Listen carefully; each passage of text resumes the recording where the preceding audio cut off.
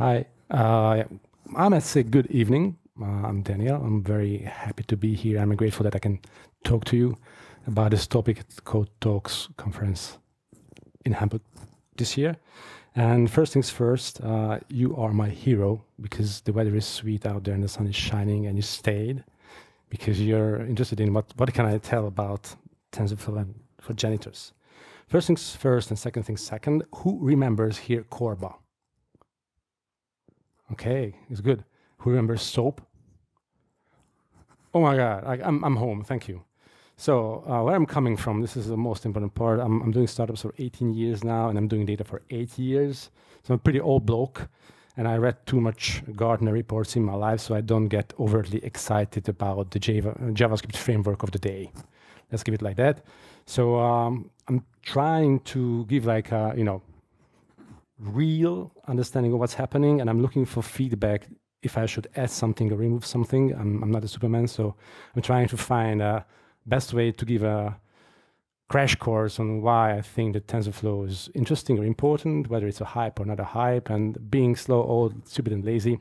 Help me, please, in this one. I used to be all kinds of things in my life previously. I did productivity, I am doing fashion now, I used to do urban mobility, whatever you call it. I did engineering, analytics, business, ran stuff on AWS, Azure. I'm the data janitor, that's why I call myself it, because most of the times, we are shoveling things here and there, and sometimes we can do the funny stuff, what they call data science, maybe.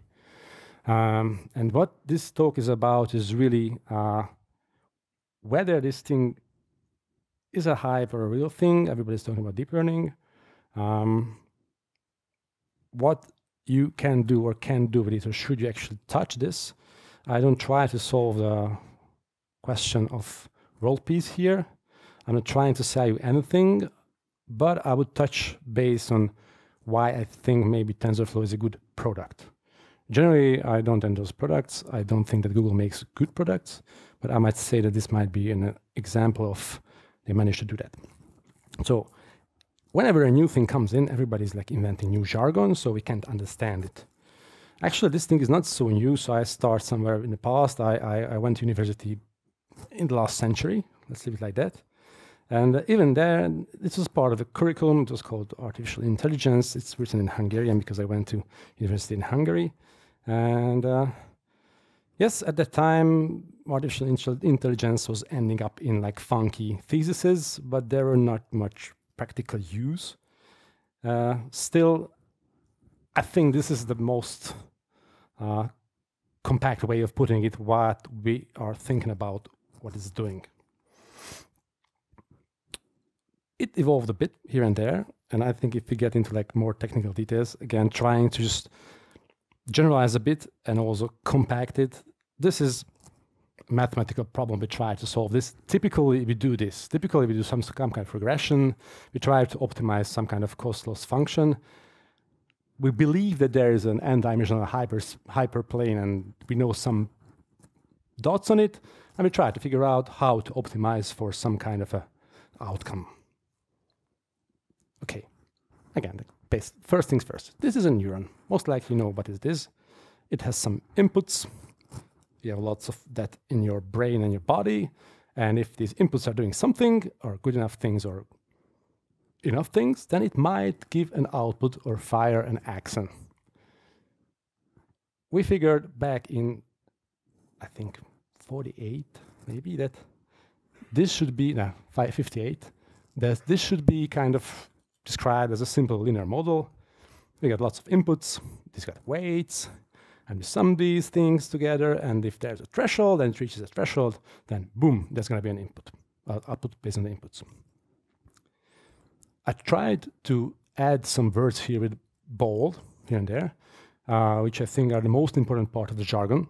So if you want to get into more detail, these are the ones I think you should go for. And yes, so the perceptron in 58 was actually the first implementation of a neural atomic unit. It was a pretty primitive one. We had random weights here and there, and we figured some kind of activation function, when to fire, when not to fire this neuron. It was just like a weighted sum of the inputs technically. For 20 years almost, nothing really happened because people started to tinker with this thing, and they thought that they could maybe try to figure out how to build a network of these neurons, as they are just like in our body, maybe. And we can blame this guy called Minsky, who did a lot for computer science. He didn't really believe in this thing, and as far as he was like a pretty big name in the field, most of the funding just stopped for these kind of projects for a long time. Why he didn't believe in this thing? One is that called nonlinear failure. If your inputs coming in a way that cannot be really easily distinguished, it's called a XOR thing. Right now, I just leave it like that because we don't have much time because we get 30 minutes to cover 70 years. But the more important thing was that backpropagations. Like whenever these neurons started to fire here and there, and you wanted to make it better to figure out things, how can you feed back your errors in the system? Minsky thought it's like pretty hard and just stop here. Actually, again, we had to skip at least a decade in history. And this is the time where I should start to make the joke that whenever I talk about data, I always tell that in computer science curricula, calculus is a very important thing.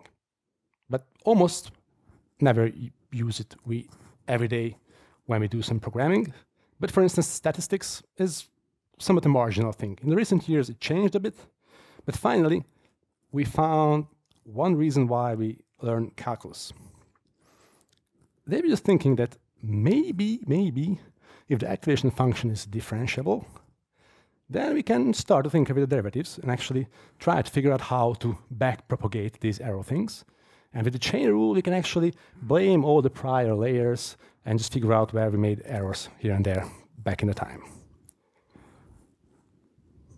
Deep learning, buzzword.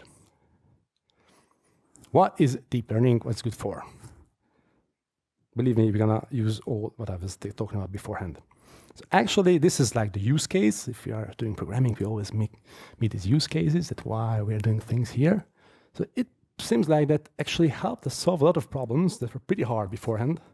And if you just look at like one example that shows us how good computers are in understanding images, we can see that all the traditional computer vision methods were just technically killed by the deep learning methods in 2013.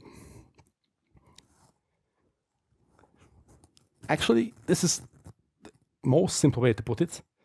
The neural network and the deep learning network, technically, is a function that can learn.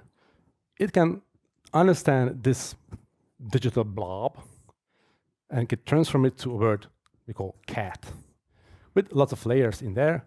And all within these layers, what's happening is just linear algebra.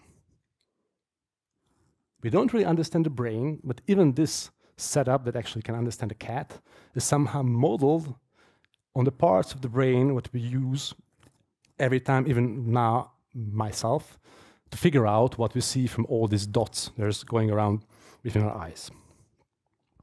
So is it something new, or is it the same machine learning on steroids?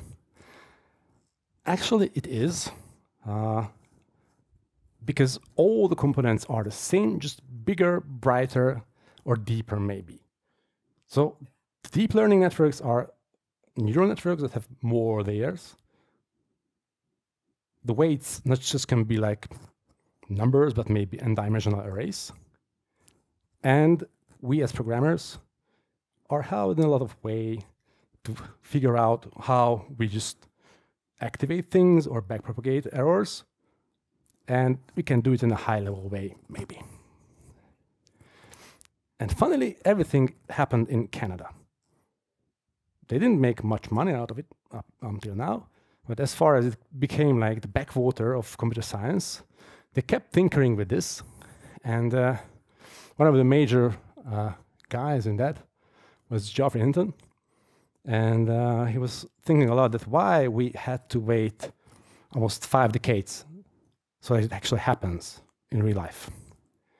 And I'm going to go through shortly all of these things, what he thinks were important that we had to wait for for now. Really, the label datasets were 1,000 times too small. This is really true. I remember when I was at university in the last century, we had a different understanding of what a big dataset is and what we can do with it. Moore's law is definitely at stake here. Our things are much, much more faster than they used to be. But funnily, even the math was like pretty lame because we initialized the ways in a really stupid way, and we couldn't figure really out how to handle the activation phase and the backpropagation ways in a relevant, fast, and realistic way. Datasets, you know that. Speed.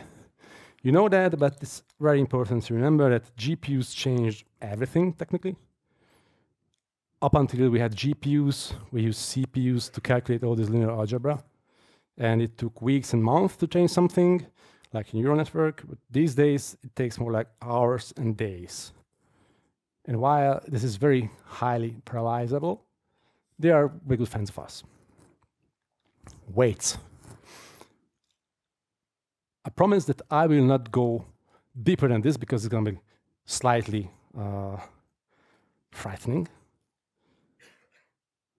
What we try to do in the training is actually the same with what we try to do in machine learning. We try to fit something, we try to figure a function that actually describes reality, but try to make it not to overfit, because then it would start cheating us. And all these bolded words are the funny buzzwords that all the lovely data scientists are using when they try to actually make this happen in everyday life. They are not that much scary. This is actually the goal that we have to figure the best possible loss function, how we get to the exact understanding of reality. And if you go down this rabbit hole, try to understand them, these are the most important things you might need to understand. Nonlinearity, magical word. So whenever we get all these inputs into the neurons, how do we decide whether we should fire or not fire? The first version back in the 60s was like just like a summing of things. There's a threshold, go. For a long time, people tried to use all these funny semi-trigonometric thingies called sigmoid, 10H, very, very computing sensitive functions, while they figured that actually what makes the best outcome in reality is a fairly simple thing called rectified linear unit max 0x, which is like, sounds like even dumb. There's one problem with this, it is not differentiable. So in practice, we use SOPLUS instead of the ReLU, but we still call it ReLU. We love it because it just works again, and we came to this point by trial and error. There's no crazy big theory behind it.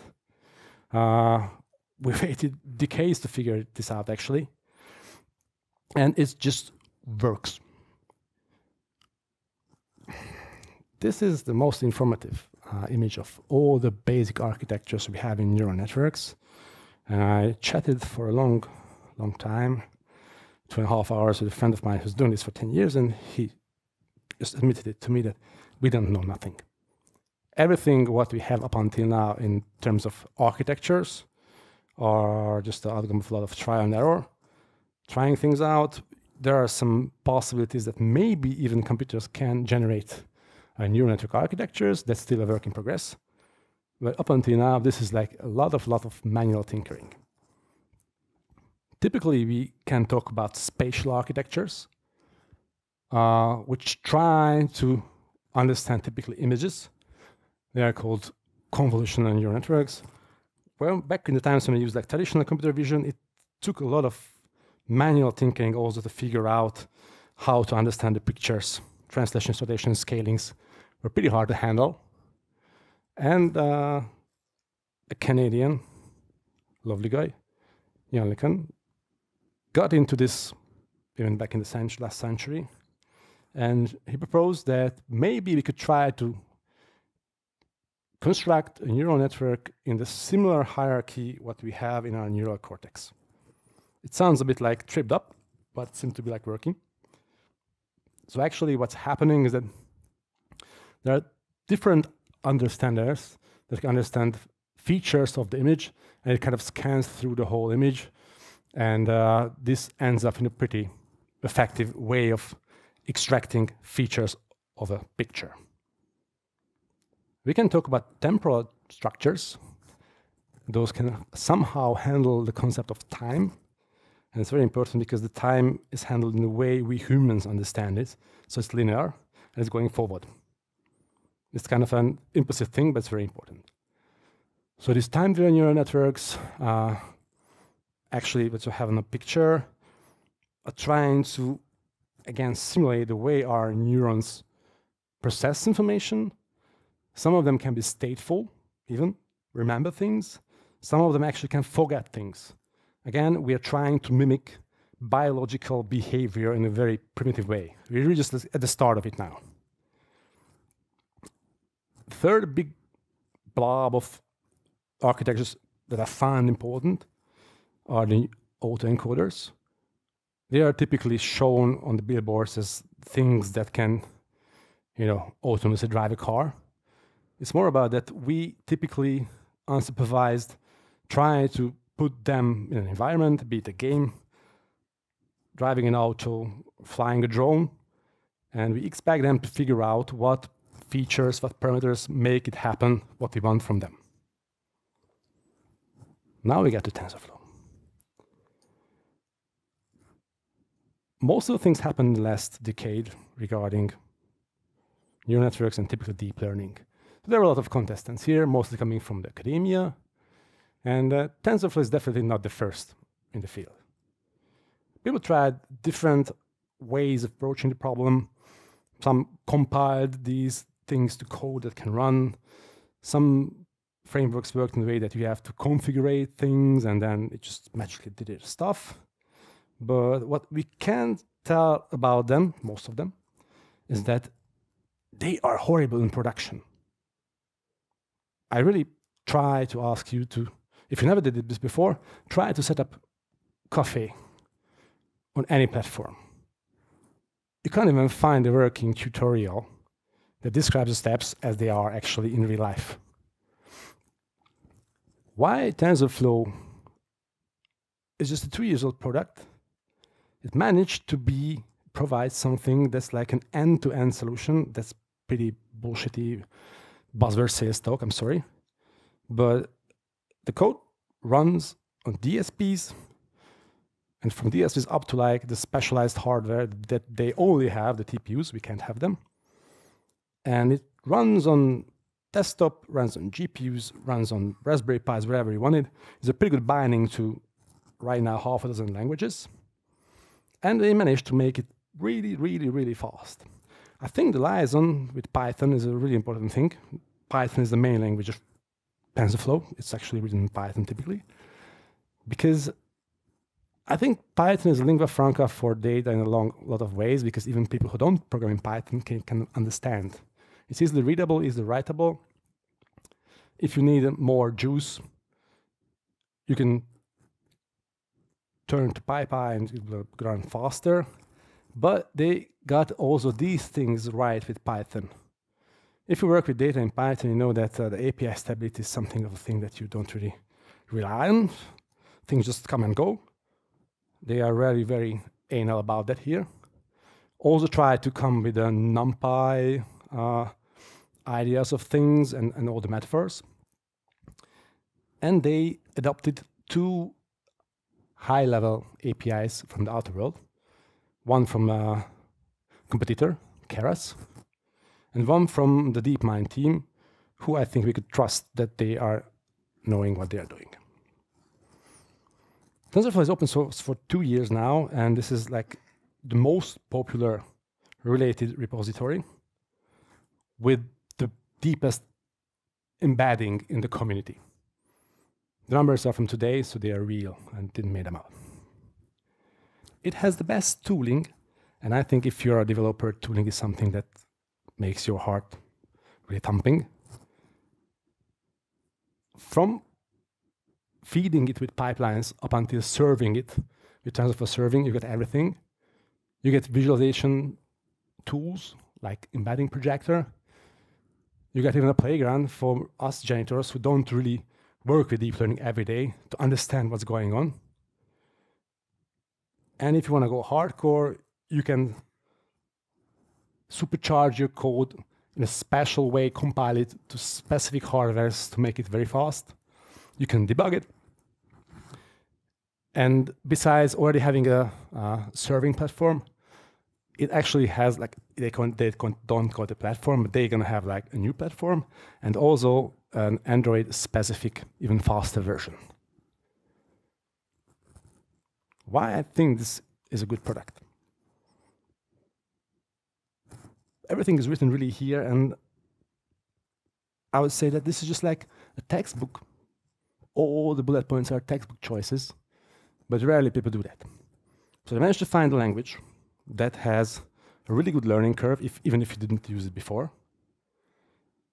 They listened to the data scientists who are doing deep learning for a long time, and they always had problems in proper industrial settings with training. They just managed to roll the community properly, and you got the best tooling out there that you can have. They provide you a lot of open source models that you can start with in all of the categories I explained to you before. And also what I would like to explicitly mention is that they have mobile-first models. So they are really preparing for the next generation of things. It's not just like mobile. We can run things and code only also in mobile, but mobile first is with us. The examples I just skip because I think they are all in the PR. You can see on the website. You can find the code for them. You can run them.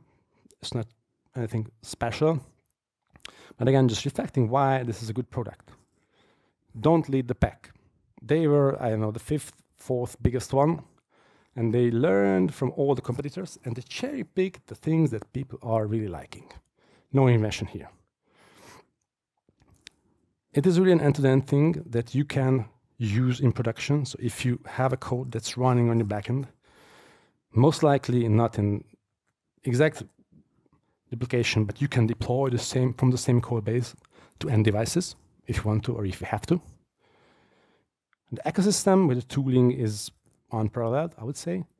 And also, it's worth mentioning that this is not a PR project. You got a lot of big companies doing funny things out there, but they really eat their own dog food. This is a thing that they use in production for years. And that's why actually it's so easy for them to come up with new tooling, because they know what is actually needed.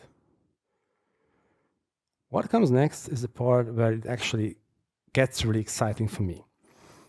A year ago, I was keynoting in Berlin at the Data Janitors conference, and I was already excited about that how can we do distributed deep learning. Because let's face the fact, most of the time in data, we do the same. We are coming from this old school centralized understanding of things. We try to manage our fat pipelines. We try to train in a local data center somewhere. And then we command and control and try to tell every device or end user what to do or what not to do. But squeeze that happened 1.5 years ago when you could deploy a 500 kilobyte size neural network to a mobile phone, and it could recognize images with 1 frame per second. For me, that was like a tick and like a point in time. It's like, okay, this is something happening.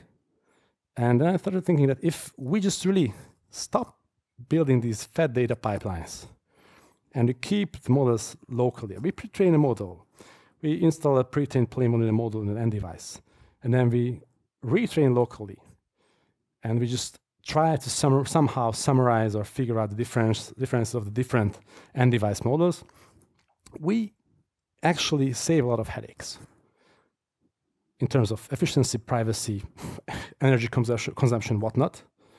It will just help us. Within the Google universe, it happened half a year ago. They call it federated learning. It's out there on the mobile devices, the Android phones. It's happening in some products already. The same thing. But this blue thingy, which I just put it there, it's actually not yet TensorFlow compatible. It's done by a company who has been bought by Intel. So this is the thing. This is a 2-month-old thingy, and it can see a cat in 41 milliseconds. 4 times faster than my MacBook Air, 7 times cheaper, and 6 times less power consumption. And this is just a dev device. So there's a chip on this that can be embedded in any other mobile device if you need to. So it's today. Do you want to make a deep learning project or not? I think this is also a question that you could have by yourself. And finally, the checklist is pretty much resembles what you can ask yourself in a generic machine learning. Oh, we want to do machine learning, we want to do neural nexus, whatever. Easiest answer is don't do it. Like, most likely, you shouldn't do it. If you really want to get into it, you really have to have a lot of data. It's pretty likely. And don't try to reinvent the hot water, please. It's really important. Start small, find an analogy, find some model that resembles your use case, your business case, and start experimenting with it. And don't have high expectations. You're going to have the same iterative runs as with most products. There's going to be no holy grail. There's going to be multiple sweat, blood and tears, and fine-tuning, manual tinkering. That comes to that outcome. What do the lovely people say who really give money for these projects and have some skin in the game? This is a reflection of what do we think, what do they think of this deep learning hype, I would say, that's out there in the markets. Full stack vertical AI startups. I think that's the thing that we should have walk away with. It's going to get a commodity. So all the companies who are providing it as a service, they tried it 2 years ago, they tried it 5 years ago. It seems to be like the same way of thinking. But if you have a huge data set in a vertical, then you can be a king in a very focused area. Startups already popping up in this one. If you would like to spend some more time on this topic, I think these are pretty good introductory materials. I would like to mention especially Pete Warden and whatever he's doing, because he's leading the mobile efforts of TensorFlow. And he's publishing constantly one-on-ones and tutorials on how you actually build an application with TensorFlow even on a mobile device. And yes, I'm thanking you. And I try to figure out how to get all these maybe arising questions on my mobile phone because I can't use this application. Thank you.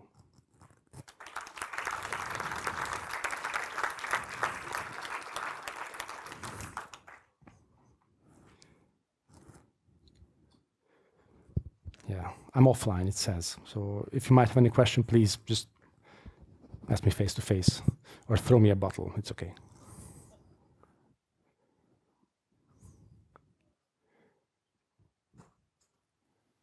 Okay, so it was so bad. Thank you. So what techniques are you actually using? Yes. Yes. With Zalon, we are very keen on figuring out a way to have a mobile companion with you that can help you with all of your fashion or clothing needs. I think there are different things. There are people who are interested in fashion, and there are people who are very much not interested in fashion. And I think both of these groups can be served with something that's with them and tells them that, okay, you can wear the same black socks today. It's okay. It's not going to be raining and your boss is not going to be, I don't know, angry because you don't have to go to like that special meeting with a tie, for instance. Right now, we have a pretty big challenge because we're trying to serve European markets who are very different, I'd say. So we know that there's no one unified fashion DNA. First things first, like fashion is a pretty volatile thingy. Sometimes you could say it's more noise than signal, but still is there. And also like it's very personal and opinionated in this spectrum of like, you really know what you want to do and what kind of extra shell or whatever you need for today. Or on the other end of the spectrum, like you really don't care, but it just should be okay. So this is the way we have to go, definitely. Thank you for the question. Anybody maybe? Or are we ready for the beer? I see beer. Okay. Thank you. Thank you for your time. Take care.